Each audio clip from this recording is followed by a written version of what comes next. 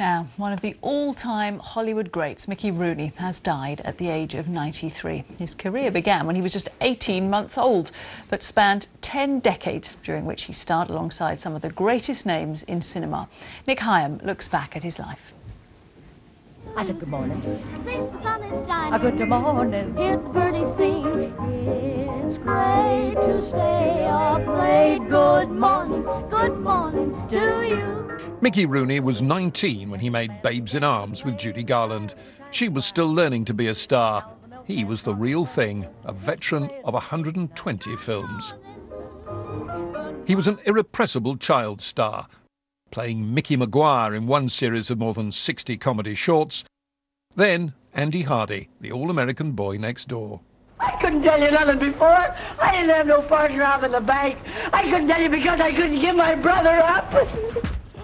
He could act as well. He played opposite Spencer Tracy in Boys Town.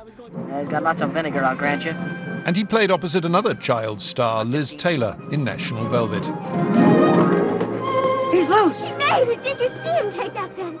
But he grew up too quickly, and his private life was a mess.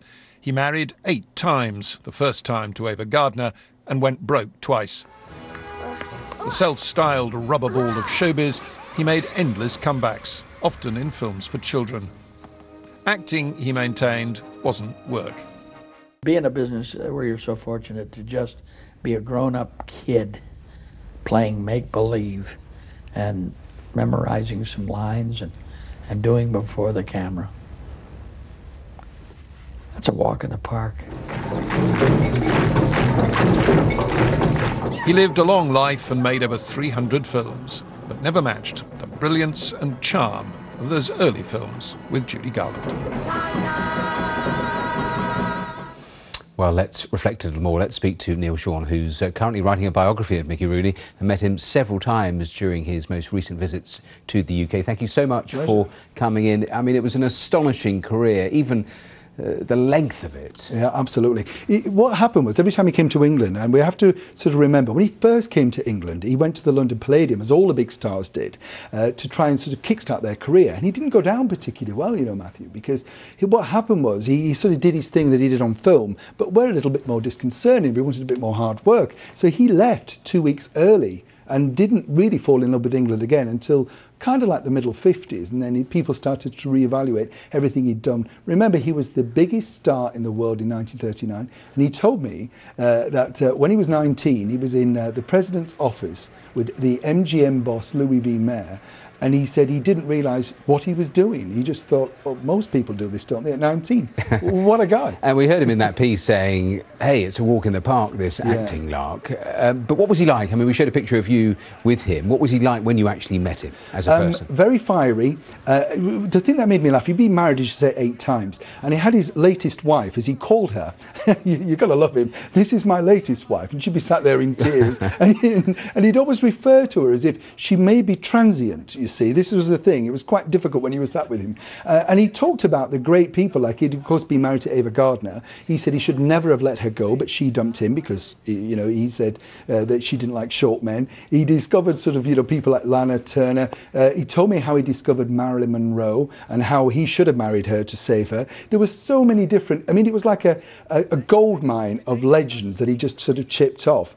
But the thing was, of course, everybody remembers his enduring relationship with Judy Garland.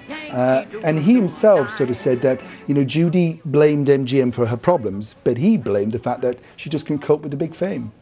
And we're seeing pictures of exactly that, those really, really famous films. And, you know, those greats that you talk about, Judy Garland, Marilyn, Sinatra, I mean, he must have given you fantastic stories about what it was like to work with all of those. Do you know, it was wonderful because we sat down and recorded, we've got hours of interview, and we would just sit there. And as I say, some of them you can't put out because they are quite racy. But I think the thing about Mickey Rooney was, you know, he was bigger than most people. He was there really at the beginning because, you know, he started as a child star in the silence. So he went all the way through. And remember, of course, he did his last stint in England in Panto at the Sunderland Empire. So he was still keeping it going, you know. But how frustrated was he that real massive fame was so early in the career, and then all of those years afterwards, well, it wasn't quite to match that. Do you know what, though? That frustrate him? You're right there, Matthew, because I think, you know, a lot of people thought that, but when you were walking on the street with him, everybody knew him. So if that's fame,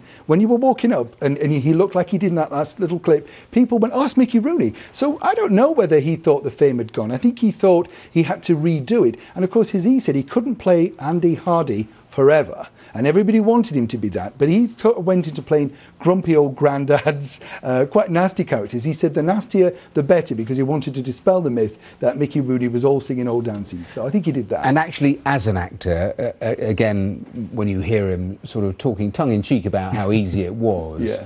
In terms of how good he was, what's your assessment? Do you know what?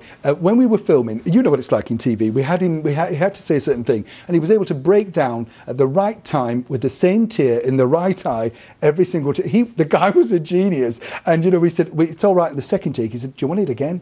So, you can't knock that, can you? Well, Neil, thank you so much for coming in to talk to us. Neil Sean there. It's nearly 4 o'clock. You're watching BBC News. Coming up in the next few minutes.